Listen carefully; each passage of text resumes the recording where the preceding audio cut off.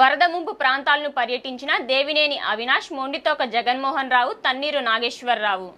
నందిగామ, జగ్గయ్యపేట నియోజకవర్గాల పరిధిలోని వరద ముంపు ప్రాంతాలను వైఎస్ఆర్ కాంగ్రెస్ పార్టీ ఎన్టీఆర్ జిల్లా అధ్యక్షుడు దేవినేని అవినాష్, నందిగామ నియోజకవర్గ ఇన్ఛార్జి మొండితోక జగన్మోహన్ రావు, జగ్గయ్యపేట నియోజకవర్గ ఇన్ఛార్జి తన్నీరు నాగేశ్వరరావు పర్యటించారు. వరద ముంపుకు గురైన పంట పొలాలను పరిశీలించి రైతులను పరామర్శించారు.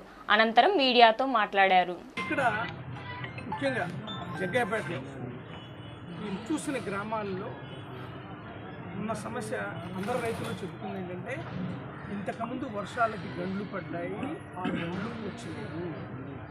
పూడ్చలేదు కాబట్టి ఇప్పుడు ఈ వరద నీరంతా వచ్చి పొలాల మీద పడింది. అసలే ఎదురుగాలులు, దీని వలన ఇప్పుడే వెన్ను పోసుకున్నటువంటి వరి పొలం మొత్తం విరిగి పడిపోయింది. ఈ వరద వల్ల పొలాలన్నీ నీట మునిగినాయి.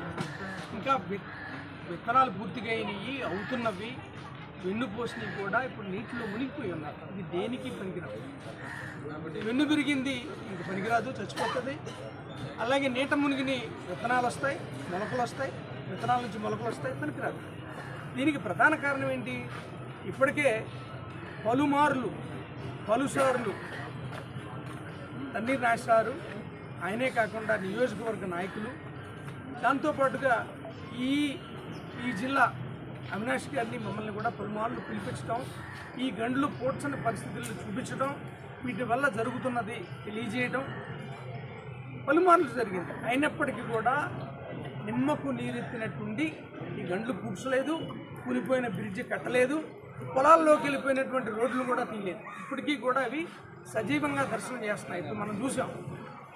ఈ క్రమంలో ప్రభుత్వ నిర్లక్ష్యం ఎక్కువ కనపడతాను. దాని ద్వారానే పొలాలన్నీ దెబ్బతిన్నాయి.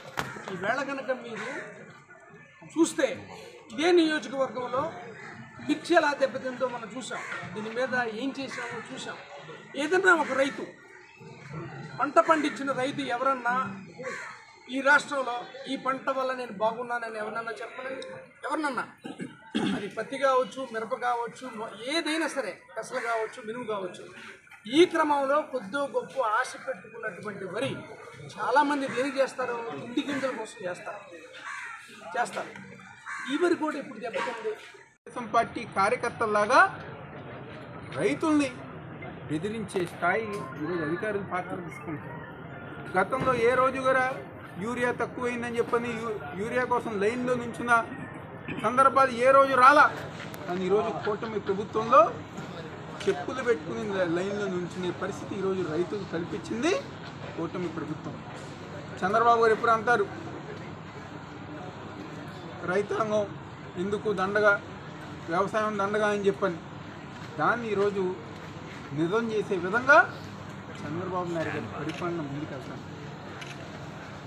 ఈరోజు అంటే ఒక రకంగా అధికారులు ఏ విధంగా బెదిరిస్తున్నారంటే, అంటే వాళ్ళ నష్టపరిహారం ఎక్కువగా లేదు అని చెప్పుకోవటం కోసం రైతులు ఎవరన్నా నష్టపరిహారం అడిగినా తీసుకున్నా మీ పొలంలో ఏదైతే పండిన పంటను మేము కొనుగోలు చేయమని చెప్పని బెదిరించే స్థాయికి ఈరోజు ప్రభుత్వం అధికారులు దిగజారిపోయింది.